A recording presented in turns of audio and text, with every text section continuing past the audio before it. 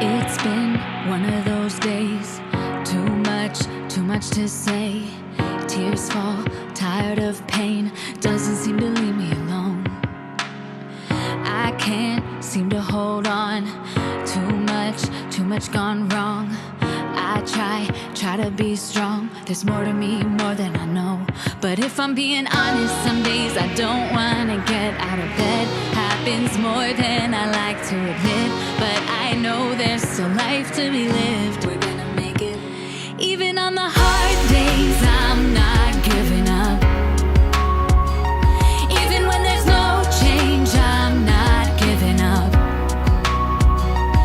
Even when I'm afraid, I'm not giving up. I still believe that hope survives. There's still more story left to write, so I'm not giving up. I'm not giving up.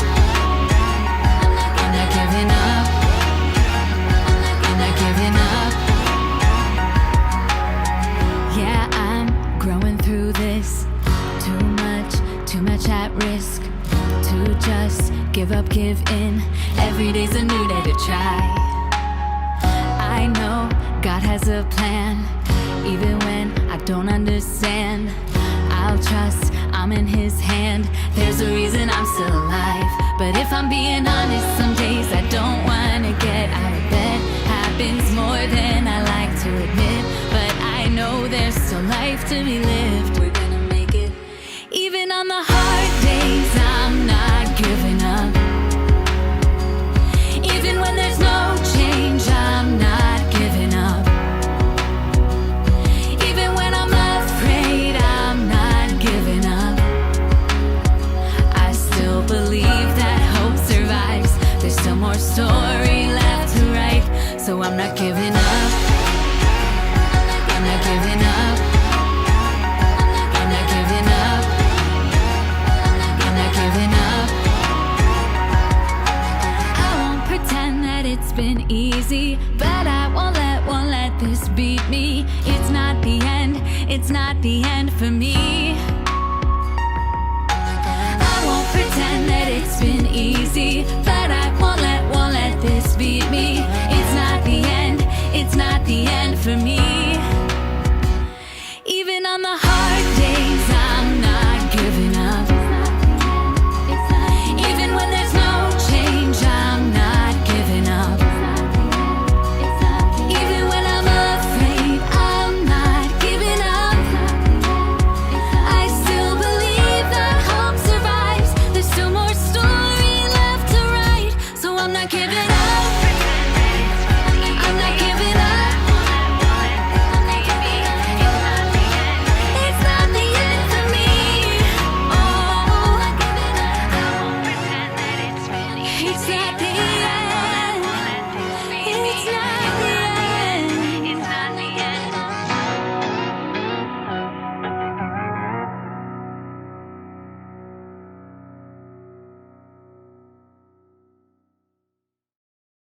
Hi, everyone. Never give up hope. It's not easy sometimes, is it? Echoed in the music and images of brain injury survivor Christabel Braden. Never give up hope. It's what you do and it's what we do. Thank you for joining us. I'm Erin Mattingly, and I'm honored to serve as board chair for Brain Injury Services. And I'm excited to be with you now, together as an active, caring, and involved community to honor what is officially Brain Injury Awareness Month. But of course, we and you know that every month, every day, there must be awareness about brain injury. Just a little bit about me. I'm a speech language pathologist and traumatic brain injury, or TBI, subject matter expert and certified brain injury specialist. I've spent the last 15 plus years in the field and have worked with everything from civilians with severe TBI and coma all the way to active duty service members and veterans with mild traumatic brain injury and psychological health disorders. I've also worked on a variety of White House and cabinet level initiatives focused on suicide prevention and mental health across the nation. I got involved with BIS 4 years ago, and I'm excited to help BIS grow its services, visibility, and yes, its funding to support more survivors and caregivers with the resources they need at each step of their recovery journey. In this webinar today, we'll hear about the science behind an exciting tool, journaling. We're thrilled to have one of the country's top experts on journaling, Deborah Ross, who will share her fascinating insights. We'll let you know the latest on some of the resources that Brain Injury Services, or BIS, is proud to make available to you and to all in need in our community. Joy Keppen, our amazing clinical therapist, will give you an overview of our caregiver program. Natasha Grant, our wonderful vocational manager, will talk about both paid and volunteer work prospects, and these hopefully soon past pandemic times. Stephanie Lloyd, who expertly manages our ADAPT Clubhouse, will give you a look at the innovative things we're doing there. Michelle Thien, our stellar Director of Community Engagement, will talk about ways you can volunteer and help us extend our programs and our reach. And we'll hear from Denise Hayter, our inspiring and tireless Executive Director, who will fill you in on some of the work we're doing to raise the visibility of our programs and of the need. We'll give you a premiere of a new video featuring our clients and show you parts of our exciting new awareness project.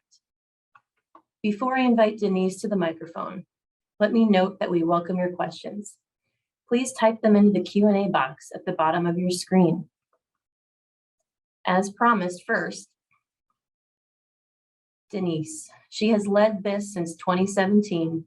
She brings more than 20 years of operational management, fundraising, strategic communications, and partnership development to bear for all of us here at BIS. Across her career, she's raised more than $70 million for powerful causes. She has worked in the disabilities community for many years and has led organizations such as the American Cancer Society's National Capital Region, where she launched its first breast cancer walk and hosted hundreds of its signature Relay for Life events across this region. She's a fifth-generation Washingtonian with an MBA from the George Washington University, a Master's of Science in Health Education and Public Health from Trinity Washington University, and a Bachelor of Arts from Howard University in Marketing and Public Relations. We're lucky to have her here at BIS. Denise? Hi, everybody. Thank you, Erin. It's so good to be with you this evening. So, during the pandemic, our goal remained the same, and that was to make sure we were able to deliver our services, to keep our clients connected and provide the needed supports, even if it happened virtually. So that was very important for us to make sure we were still out in the community. That included, making sure our case managers and our therapists met virtually with clients, but also to have our activities at the clubhouse and our day programs happen virtually. So the pandemic has certainly limited our getting together as a community, but hopefully this evening we'll be able to share information and answer questions about our mission, programs, and services. I don't know if you are aware, but the Brain Injury Association of Virginia estimates that there are more than 420,000 people here in Northern Virginia who are coping with some kind of brain injury. And in that, 113,000 are disabled because of traumatic brain injury. Worldwide, we know that a brain injury happens every 9 seconds. So the process to build or rebuild a life after a brain injury is a very person-centered one. No brain injury is the same, and no one journey is the same. And the journey itself can take years. So that's where our team comes in. We are able to provide vital services thanks to the support of Virginia's Department of Aging and Rehabilitative Services, Fairfax County, Loudoun, Arlington, and Alexandria counties, and of course, a huge thank you to our individual donors. Thanks so much, Denise. We'll get back to you in just a bit. Filing needs that we know brain injury survivors and their families and caregivers need at every step of their journey, finding needs, is what Brain Injury Services is all about. Caregivers are so essential to that journey for our clients and for us, but we're going to start with tonight with our clinical therapist, Joy Keppen, to talk about what the needs and programs are for our caregivers.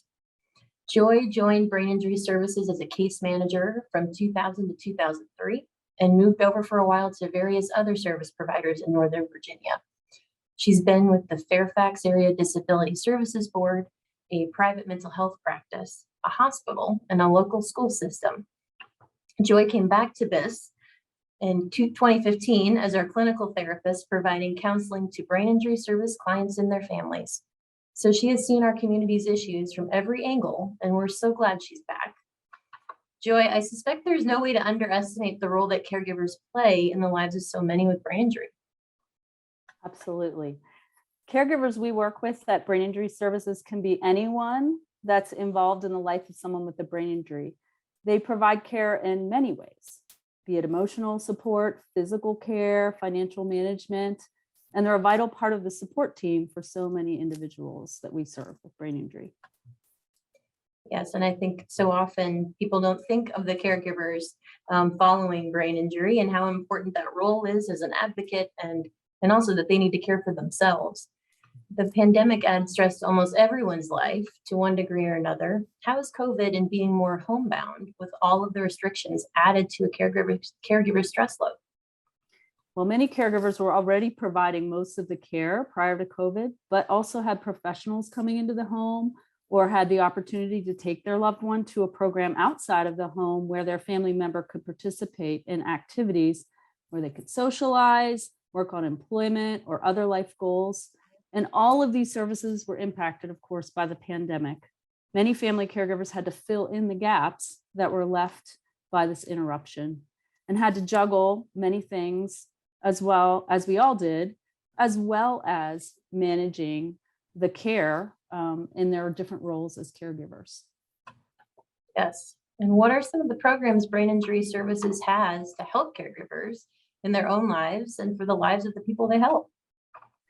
Well, in addition to one-on-one counseling, we have several programs that we offer to caregivers. Some of those we did offer prior to the pandemic and hope to return to. Some of them continued during the pandemic, and one of those is the recovery group, which is now known as Empowered by Knowledge. Caregivers can attend with their family members and learn about brain injury and what different strategies for living with brain injury and supporting people with brain injury.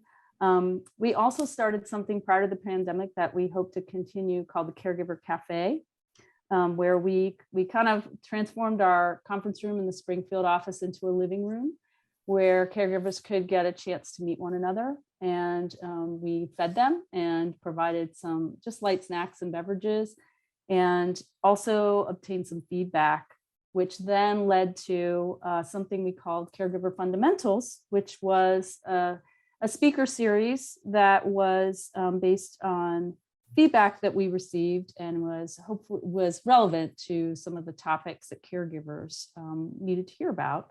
We hope to continue the Caregiver Cafe because one of the things that we've provided is a place for caregivers to meet one another, support one another. And we have a virtual caregiver support group that we also started during COVID that continues to meet on the fourth Tuesday of the month from 12 to 1. And that the feedback that I get from that is others get it. The people that are in that group understand where they're coming from. And that kind of support is invaluable when you're a caregiver. Absolutely. And I know the pandemic was difficult for all of us, and relating in general was a challenge. But to be able to have these groups available for caregivers to relate to each other during such a challenging time is fantastic. So thanks, Joy. And as you said, it's so important for survivors and caregivers to find various coping tools. So with that in mind, let's turn to our keynote speaker, who has literally written the book on journaling as an effective path forward for people with brain injuries. Deborah Ross is a Northern Virginia treasure. Her master's in psychology is from George Mason University. She's a certified journal therapist, and after an extensive career combining private practice and teaching, now focuses on educating others about the ways and whys of journaling and expressive writing. She's the co-author of Your Brain on Ink, which features the latest findings in neuroscience to guide effective journaling. Deborah, thank you so much for joining us tonight, and thank you so much for sharing your expertise and knowledge. I want to start off by asking you about your book, Your Brain on Ink. What was the genesis that led you to write the book? Thank you. It actually came about because I did something very impulsive.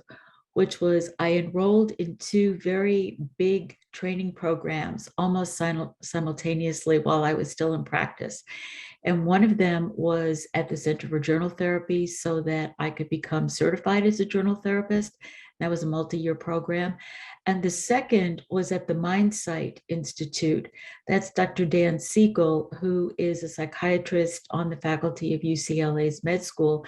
And this was a program in interpersonal neurobiology, which was a brand new field in terms of how it was being conceptualized. So I'm studying writing and I'm learning neuroscience. And over time, it became clear that there were some ways in which each could inform the other. And so when I got to the point where I had to do my capstone project for journal therapy, which is kind of the equivalent of a thesis, I thought, okay, I'm going to see what I can do about integrating these. And then I just took a deep breath, and then you got your brain on ink. Very impressive. Also, just the dual training programs is impressive in itself. If I'd really thought about it, I probably would have talked myself out of one of them. But as I said, this was uncharacteristically impulsive. So yeah. Well, thank you. We all benefited from it, so we'll take it. That's fascinating. Deborah, can you tell us about self-directed neuroplasticity, what it is and how does it work? Okay, so neuroplasticity, people often assume that that is a positive concept, and it can be, but it doesn't have to be. Neuroplasticity itself, this big $10 word, just simply refers to the fact that your brain is constantly changing in response to experience. So it's growing new neurons, it's creating better connections between them, and it's laying down more fat on a neuron, which actually contributes to the insulation and firing efficiency. So depending on what you're paying attention to, you are creating neural circuits, and the brain has what's called a negativity bias. The phrase is, it's like Velcro for the negative experiences and Teflon for the positive, because it's the negative experiences, being able to know what they are and recall them, that keeps you alive. And your brain is still very much thinking, I've got to protect you from being eaten by a saber-toothed tiger. Okay. So the positive experiences, they are all about sort of gravy, icing, quality of life, but they're not what's keeping you alive. However, they are very much about well-being and resilience.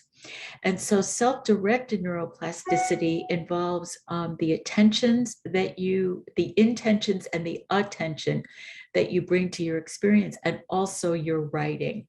So depending on what you're choosing to focus on your writing, that's going to help create new neural circuitry, deepen what you already have that you want, and then also invite things that you don't want to.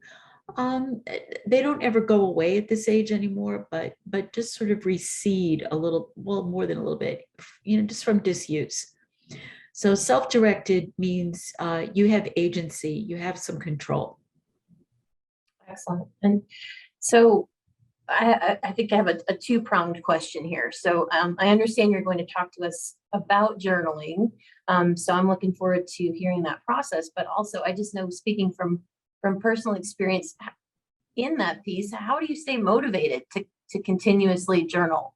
And curious to hear what your thoughts are there. Well, for me, it's a habit at this point. So I don't necessarily journal every day. I recommend that people, when they're first getting started with the habit, that they do journal every day for about 5 minutes, and that will be enough to sink this habit. But a key piece about staying motivated is something that is really a process from the journal therapy world. It's called a reflection right. So after you do your journaling, whatever it is, and there are 25 different techniques, commonly available. Some of them are in one book, Your Brain on Ink. Many of them are in Journal to the Self. So first of all, you've got novelty. You can pick from different techniques. It's not just about sitting down and, just doing stream of consciousness. And then you can use your journal to create collages, to put photographs in there. I mean, it's not just about writing, but the reflection right is you go back and you read your writing, and then you do an extra line of reflection. It comes from a very different place in your brain. It's coming from this, it's coming from your prefrontal cortex, not your emotional system, your limbic system. And you're asking yourself the question, what am I noticing here? And very kind, very friendly. What am I aware of? Were there any surprises in this writing? Am I noticing any patterns, any habits, any themes? And what did it feel like to do it? I was tense here. I'm breathing easier here. Now you're creating a relationship with your writing. That's very different. And that reciprocal relationship where you're feeding each other becomes a pretty big source of motivation. And it also, because of that brain's negativity bias, if you focus on some positive kinds of things, you have the good feelings that are anchored into writing. Because if all you do is build an association of writing equals pain, rage, anger, despair, frustration, why would you do this? I mean, seriously. Right. Yeah. So if you are able to focus also on what's positive, what's contributing to well-being, achievements, accomplishments, values, purpose, then that becomes its own positive feedback loop. That makes complete sense. I will be trying this in my own journaling. Thank you, Deborah. And then how does this journaling process, how does it help with the brain injury recovery process? There are a number of different things. First of all, with 25 some odd, writing techniques, including lists. Lists are a primary writing technique, and that can be, something that can help somebody really stay organized and focused. From the neuroscience world is the phrase "name it to tame it." So when you're feeling this kind of swirl and anxiety and things are out of control, if what you do is just create a list, don't write a lot. I mean, the list can be long, but not a lot on each line. Then you will start to notice that your brain will settle down. And if you give yourself that piece of feedback, that helps. The other thing too is that one of the things that we've learned from all of the research in the trauma writing world, and also what's known as narrative integration, which comes from Dan Siegel's world, is that we have the circumstances of our life, but where we have agency is the story. What story are we telling ourselves? How are we making meaning of this story? And there are lots of writing protocols that can help somebody explore that, and you can just start with very, very basic kinds of things. The other thing too is, and this comes from the Center for Healthy Minds, which is the University of Wisconsin, and Dr. Richie Davidson, is that well-being is a skill that can be learned. There are 4 pillars, and we know that where the neural circuitry is, we know that it's plastic, so you can influence it. So with brain injury, the 4th pillar is purpose, and purpose links to values. So writing about one's values, and I mean, I saw it in the video, about, right? Mm-hmm. But it's not from the neuroscience world, and I think this is very positive. It's not that there is some big grand purpose out there. It's all of the purposes we already have in here, that if we can start to name them and invite them to show up, in our activities and in the world and, our relationships, then we can, create that continuing reinforcement loop. But that was really huge when the neuroscience showed that purpose is actually multiple and they're in here. You don't have to go looking for it out there. I love So I that. think that makes a big contribution when people are looking to heal. I love that. I think so often we rely on the external to help drive our purpose, and being able to look internally and know that it's already there, and then write to how that relates to your values. I love that. And it's also, it doesn't have to be these big grand kinds of things. It's, I mean, some of the examples that were used in my training were, so I'm folding laundry. Where are my values with respect to folding laundry? And what purpose is that serving? And then constantly deepening the question of why, tell me more. And you're saying this to yourself again, very kindly. You can really unpack some very powerful healing mechanisms and integrative mechanisms.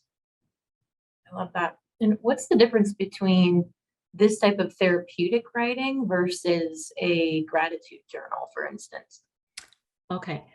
So therapeutic writing can be all over the map. You can be processing trauma, you can be processing grief, you can be writing about, fabulous experiences, awe, wonder.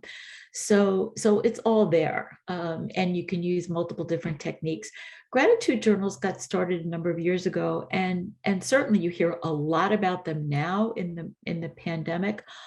And they are focused on one thing, which is using your journal to express gratitude. What I will say, though, is that in my experience, most people don't know how to do them well. And it's because they haven't really had any instruction with it. And a key piece of it is that the brain registers, it's complicated, the absence of a negative as a negative. So if I say, I'm grateful I wasn't as stressed today, I'm grateful that my back didn't hurt as much today, I'm grateful that I didn't get angry with a coworker today, your brain does not register that as a positive. It throws out the qualifiers. That's that negativity bias. It grabs stress, anger, pain. So what you have to do if you are doing a gratitude journal is you have to frame it in the purely positive. That's the only way that it contributes to resilience. And then, because again, this is Teflon for the positive, your brain says, okay, this is fabulous. So what? Why should I store this? I mean, you want real estate for this? And you say, yes, because, and you add an additional line of meaning. Okay. Why this gratitude today?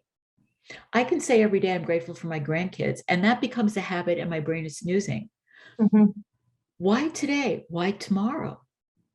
Hmm. So it's purely positive and the line of meaning. And so that's a very specific form of journaling. It can fall under the heading of therapeutic writing, but it's just one very specific example of it. Okay, thank you. And then kind of going to the opposite extreme, how do you deal with rage when you're journaling? Do you just dump all of your feelings out on the page, or what's the best way to manage rage in journaling? Okay, so the trauma writing protocol, which was developed about 40 years ago and has the most extensive research, it was developed by Jamie Pennebaker, who was at the University of Texas at Austin. It's a 4-part protocol, probably the most studied in the world, still the gold standard. So he's got one thing that he calls the flip out rule. If you feel like you're going to flip out if you keep going, you stop. Very simple. And you can come back to it later. I mean, that is exactly what it's called. There is no percentage in pushing through. Think about neuroplasticity. Do you want to strengthen that circuitry? Might it be wise, skillful to take a break? Come back to it. The other thing too is that in doing trauma writing protocols, putting raging on the page, which is, what we call it, that can be necessary to process something difficult or traumatic, but that is only step one. And most people don't know that there are other steps behind it. So that you would, there are exercises in how to make meaning, there are boundaries in terms of time.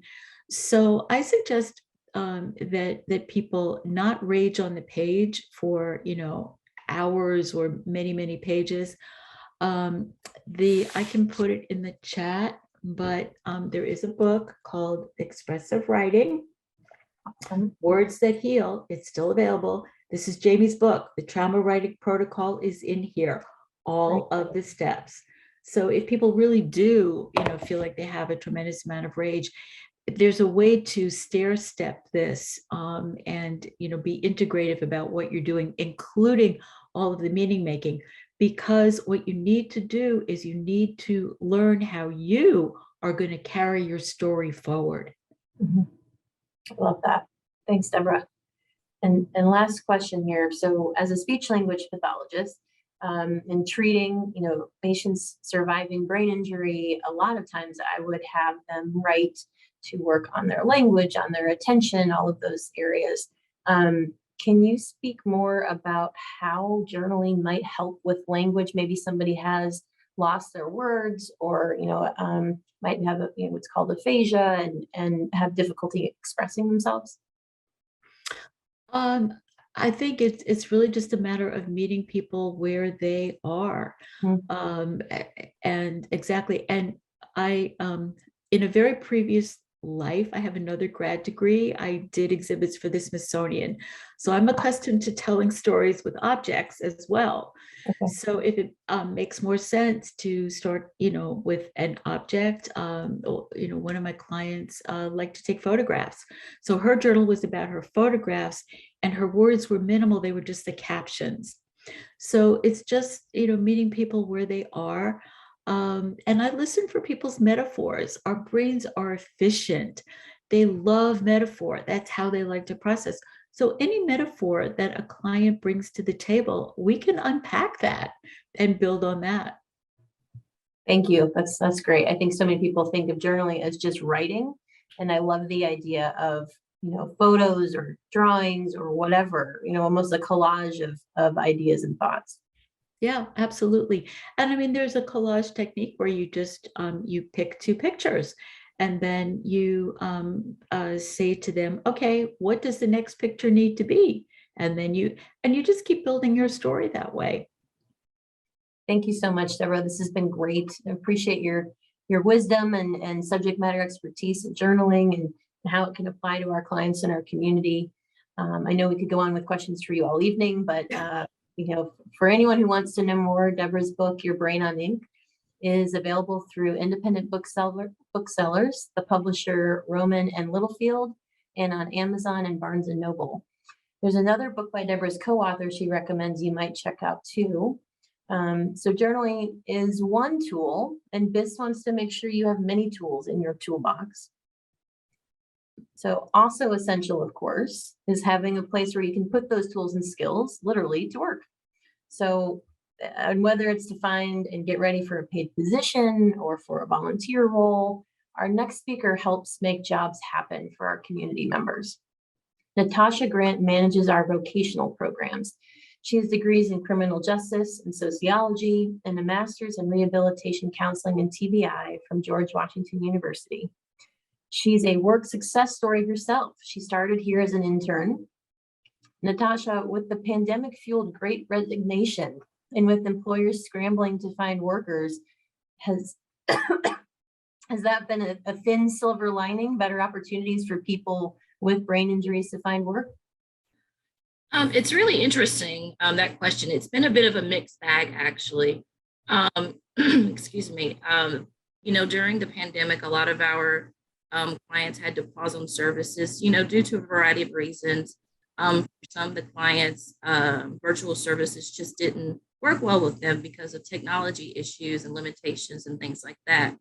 Other clients, with their compromised immune systems had to voluntarily put their vocational goals on hold. And right now with, so many job openings that we're seeing, like I said before, it's a little bit of a mixed bag. We have had a couple of placements recently, but it's been a little bit of a challenge. And this has been a challenge that I've learned that's been across the state with placing our clients with disabilities. One of the things that my team has been doing over the past few months is what we call a community engagement day. And basically our vocational specialists just go out in the community and just put our name out there with potential community partners to sort of redevelop those relationships that we had pre-pandemic, so that as we begin to get more referrals and start working with more clients, we'll have a database of go-to partners that will hopefully increase our success rates. Awesome. And you mentioned the relationship building piece. Networking is so critical for anyone looking for a job. So I love that y'all are getting out in the community and creating those so that we can better support our clients. Absolutely. Yeah. along those lines, what are some of the creative ways you've helped and are seeing people with brain injuries return in whole or apart to work? So we definitely had to have gotten creative, particularly for our volunteer clients. One of the things that we did last year, we had a group of parents and guardians come to us and just really ask us to brainstorm, a project or an activity some of these clients that were in volunteer placements could do to keep productive. And so one of the things that my team and I did is we came up with a Happy Spring card project. And so we designed some Happy Spring cards and sent them out to the clients to color. And then we then sent those cards to the pediatric clients. So it was a very short project. It only lasted a couple of months, but the parents and the guardians and the clients themselves really appreciated the activity, and it gave them, a productive focus and something to do during, these tough times. That's great. And then if somebody's looking to use our vocational services, someone with a brain injury, and wants to look for work, do they go through a government employment office? Do they come to you? How do we help, and how do we solve that problem? Sure. So generally, we would encourage our clients to open a case with DARS, which is the Department of Aging and Rehabilitative Services. They're a government agency, and their role is to support clients with their vocational goals. So once that case gets open, then we would get a referral from the DARS counselor, and I would assign that client to one of our 2 vocational specialists, and they will start that exploration. For some of our clients, they may be able to return to work what they did pre-injury. Unfortunately, some of them may not. So that may include completing a variety of different vocational assessments and evaluations just to see what their deficits, what their challenges, what they're still able to do. And that gives us a really good picture of what to look for in terms of a job. Additionally, we'll work on some motivational interviewing, updating resumes, having the client participate in the job search, getting on LinkedIn, Indeed, the different types of vocational websites. When it comes time for an interview, providing that support for the interview.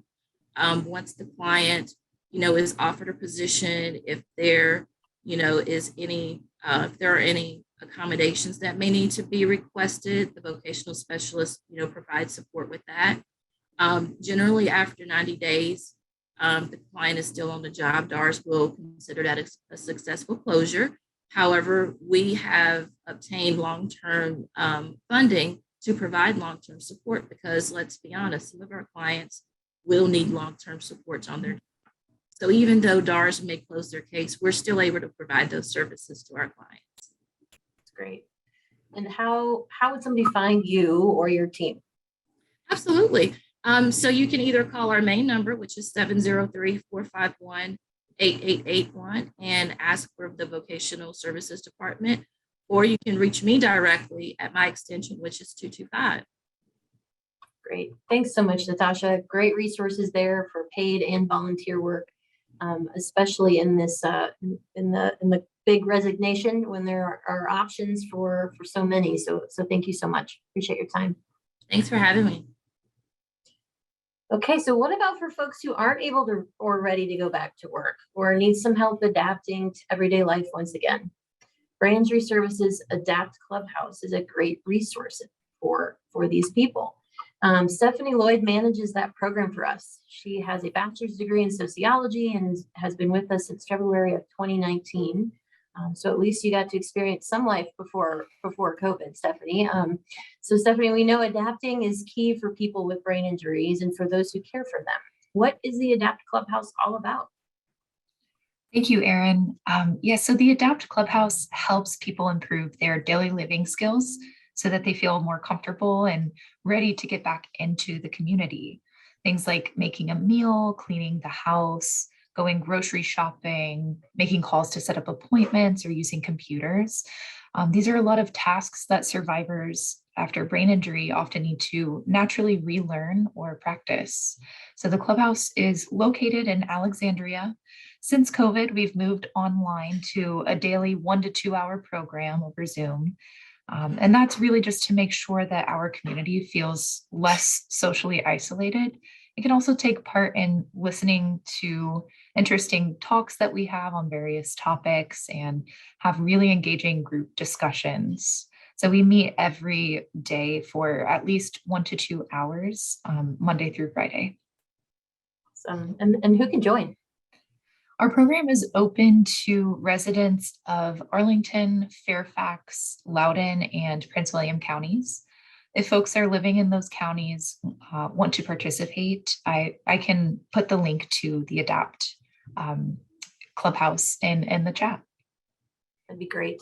Thank you, Stephanie. And you touched on this a little bit, but our ADAPT Clubhouse activities in person? In person is a little tricky right now. We do have 2 days a week that we are back in person at the clubhouse. We're focused mainly on those days on communications-based skills. So we work a lot with computer support. We do a lot of creative writing and journaling as well. Pre-COVID, and hopefully very soon again, we had 5 days of really great programming. We have a full kitchen where members love to cook, and we learn about different cuisines with each other. We do have a garden. We often will grow produce to use in our kitchen. We have ongoing art projects and exercise and wellness programs as well. And one of my favorites, we also have a number of weekly volunteering opportunities, such as the Carpenters Shelter for Unhoused People and the Salvation Army.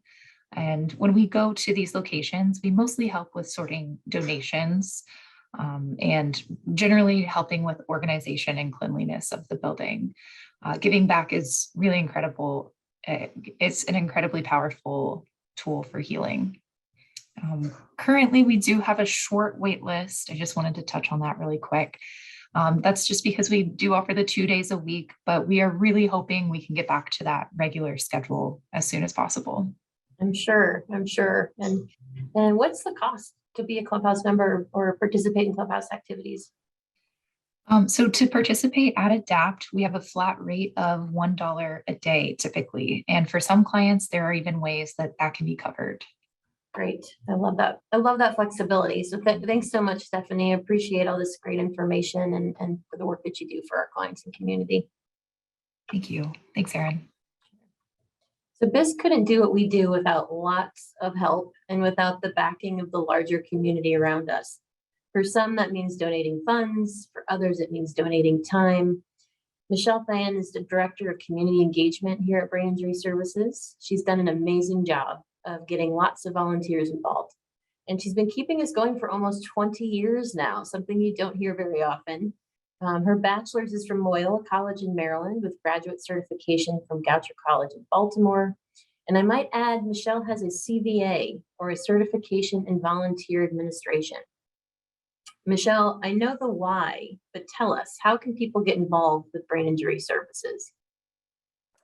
Thank you, Erin. So I have had the privilege of working with some pretty resilient and amazing clients that are a part of this program and some community volunteers as well. We have 3 programs that are internal programs at Brain Injury Services.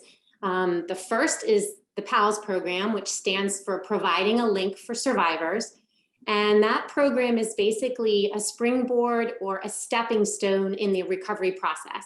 And that enables our consumers at Brain Injury Services to befriend a community volunteer and foster a friendship. And the purpose is to rebuild social skills. A lot of times after brain injury, many of our clients combat isolation and loneliness, especially during the pandemic. And so our volunteers step in to build those social skills, have a good time, be with somebody who's not paid to be your therapist or your doctor or your case manager, and just really enable them to get out into the community and rehabilitate through the act of friendship. So that program matches with the community volunteers from all walks of life.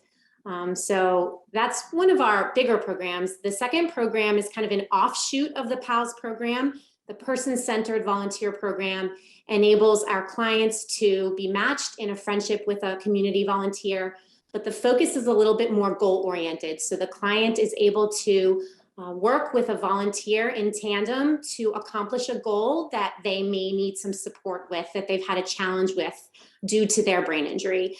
Things like gardening, things like exercise, cooking. We have had a client in the past who had her injury from a horseback riding accident, but still wanted to be around horses.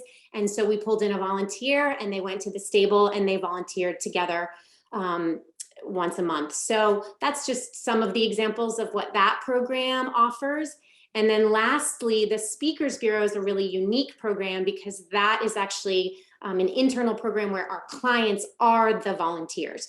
And that program enables our adult clients to get out into the community. The mission is to educate and inspire audiences throughout the DC metro, Northern Virginia area on their stories. And so it's a cathartic experience for the volunteers, the clients, to get out into the community and share what the trauma that's happened to them, but to know that in essence, they are helping students who listen to their stories, rehab professionals, staff, other peer clients, and helping them in their recovery process through their stories. And the act of writing their stories, the act of engaging socially and giving peer interaction to the other Speakers Bureau members is really an empowering experience for them. Many have gone on to accomplish goals such as become voiceover actors, speak professionally and be paid for it, et cetera. So it's a great springboard in the empowerment process.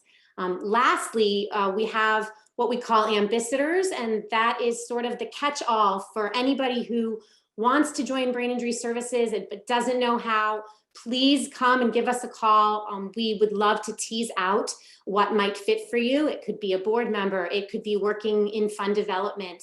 Everybody has a place within the Brain Injury Services family, and we would love to talk with you. Maybe you have some skills to bring to the table that we could kind of carve out a volunteer position that could support our agency. So the Ambassadors program is sort of the catch-all, might be a one-off opportunity to volunteer once a year at our golf tournament, or help our director of development with something, but it's sort of an opportunity to get engaged in something that might be different from our internal programs.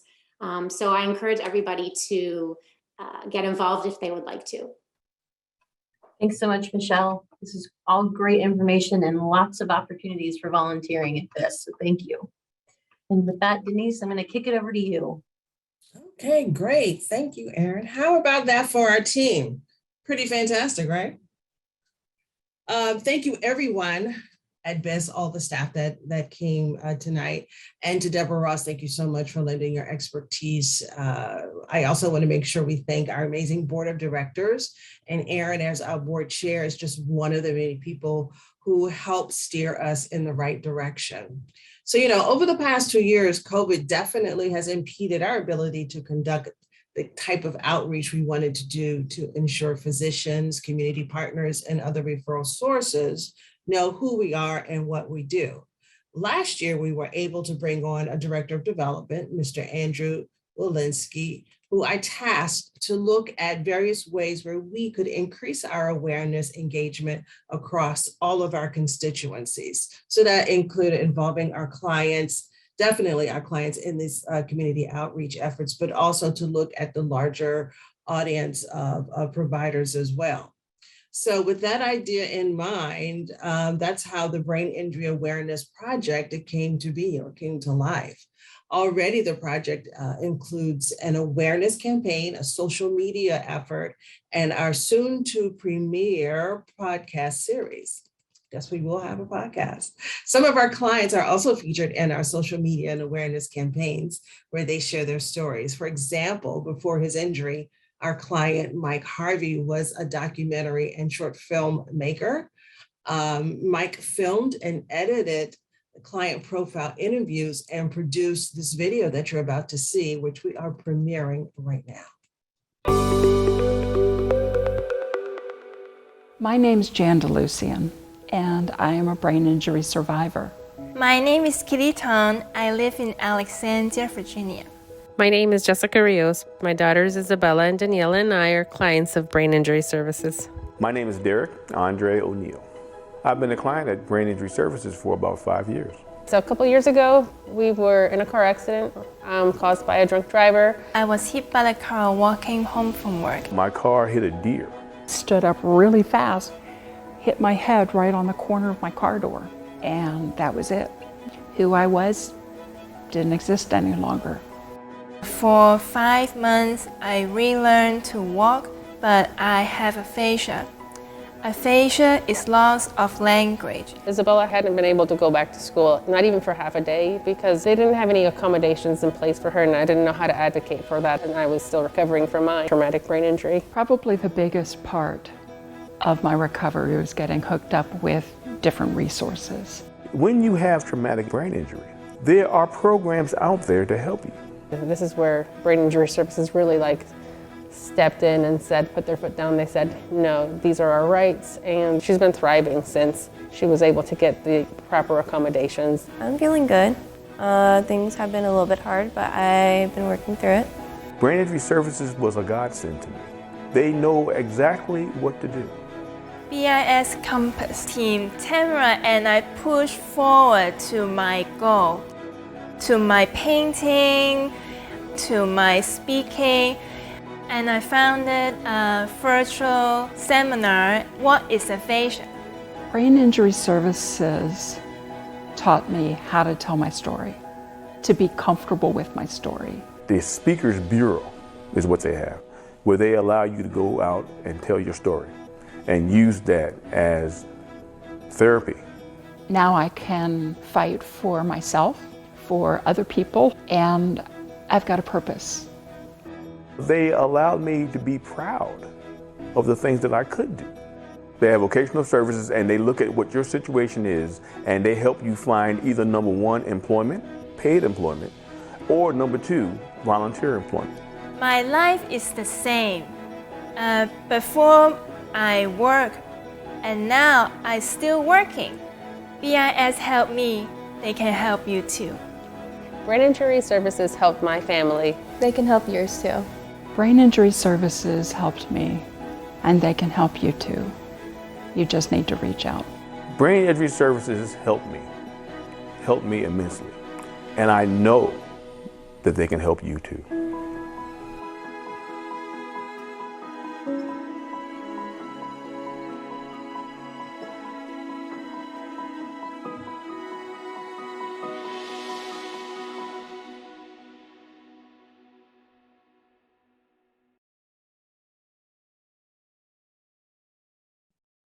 So thank you again to Mike Harvey for this tremendous gift. And I want to make sure that we thank all the participants, the clients who were just willing to be honest and share their stories. Those same people that you just saw in the video are also featured in our brain injury awareness campaign that you'll be seeing around town at metro stations and on metro buses. So you can find this and other short story videos on our website at braininjuryservices.org.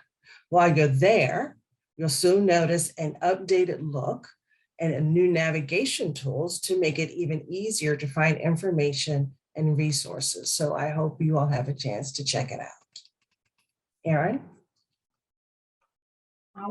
What an awesome video and such an incredible awareness campaign. I'm so proud of these survivors who have who stood up and offered to be a part of the campaign and spread the good news about this and also their experience as brain injury survivors.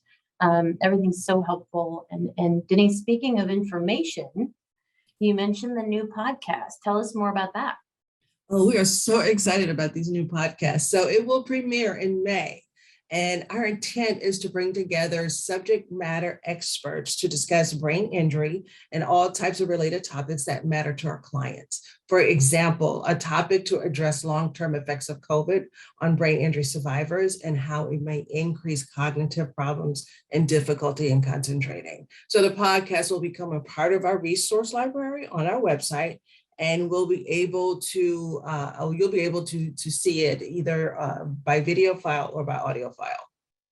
So interesting. I think when we think about, what they call the long haul COVID, you think of it in isolation. You don't think of it in those who also survived a brain injury. So I know I'm curious to learn more about that.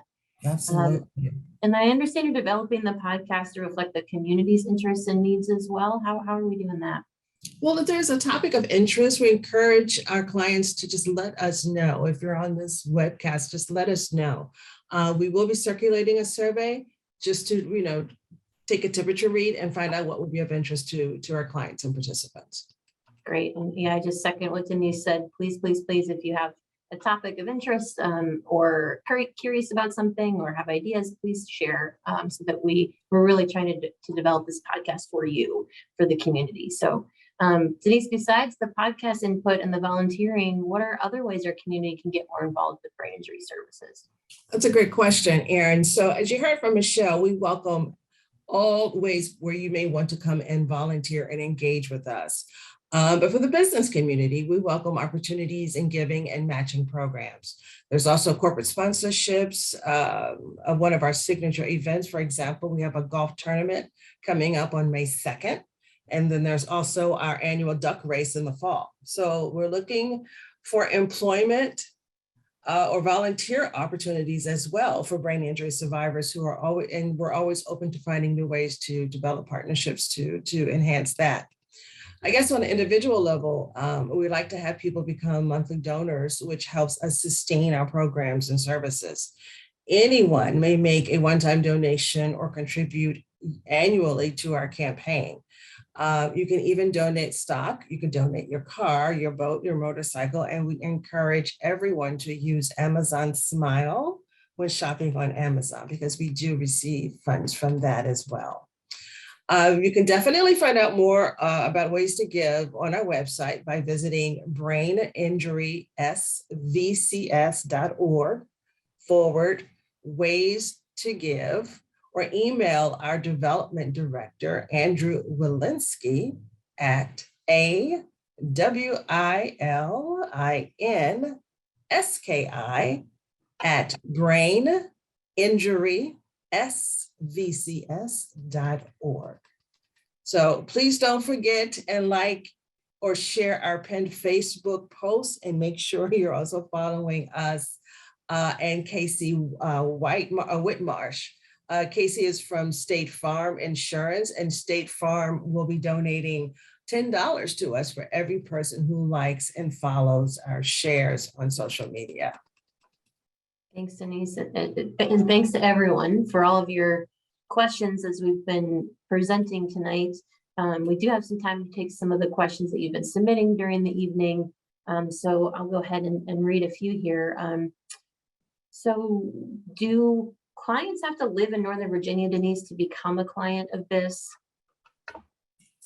Yes, our footprint is in Northern Virginia. And that's where we provide our services. Okay. And then someone heard about the Veterans Integration Program. Where can someone find out more information about our veteran program? I would direct anyone to go to the website first and definitely read up on the program, and also give us a call at 703-451-8881 and ask for the Veterans Integration Program and start that process there. Great. And then last question of the night, do you accept children into the ADAPT program? Is Stephanie on? I'll let Stephanie answer that. Sure. Yes, I'm here. Unfortunately, our program is for adults 18 and up. Okay, but I think it's worth mentioning we do have some great services for kids in our case management, pediatric case management, and other services, which I'm sure we will be covering in a future podcast. So please check out our website and for more information about how we serve children as well. So also for those who have questions, if you have any additional questions, can you please put them in the Q&A rather than trying to raise your hands so we can see them that way. So we'll see if there are any last questions. Okay, I think we're going to go ahead and wrap up here. So I know we could go on all night, just like we did with all the questions from our amazing keynote speaker and all of our panelists. But we are out of time. So our apologies if we didn't get to your question. If you have questions at any time, please email us your questions or call us, like Denise mentioned. You can find our contact information on our website at braininjurysvcs.org/contact. And of course, we have a wealth of information on that site, braininjurysvcs.org, which I'm proud to say we're in the process right now of refreshing to make it even easier for you to get the information that you need. I want to close tonight taking us back to where we started this hour, to that stirring message of hope by brain injury survivor Christabel Braden. Thank you all for joining us tonight. Let us know how we can help you, and let us know how you can help this. Never give up hope. Thanks so much. So I'm not giving up. I'm not giving up. It's not the end for me. Oh,